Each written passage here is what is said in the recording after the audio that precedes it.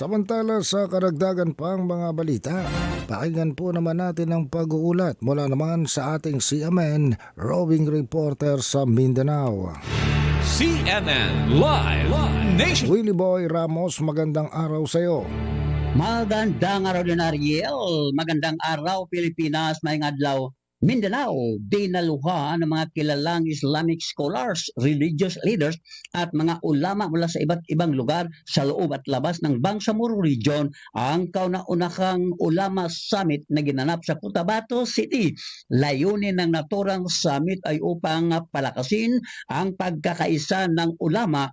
Ganon din ang pagtalakay ng mga mahalagang mga usapin pangrelihiyon at ang panglipunan. Ganon din ang usaping hinggil sa pagpapatibay ng mga scholar na nagtataguyod para sa kapayapaan. Dumalo sa naturang summit sina ni Mufti Abdul Rauf Giyani, si Dr. Medel Isbel, si Bangsamoro Wali Syekh Muslimin Giyamadin at iba pang mga kilalang personalidad sa larangan ng Islam at sa pamunuang pangrelihiyon. Ang ulama ay yaong isang Arabic na salita na ang ibig sabihin ay mga taong may malalim na kaalaman sa relihiyon.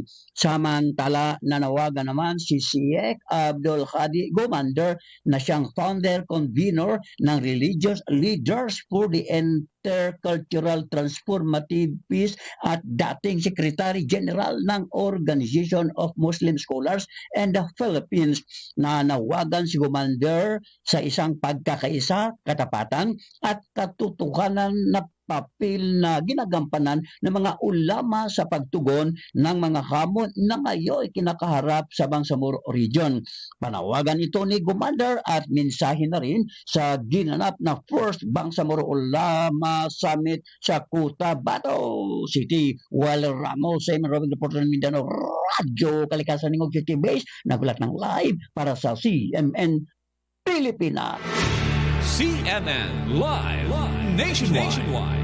Maraming salamat, Willie Boy Ramos, ang ating CMN roving reporter sa Mindanao. Samantala sa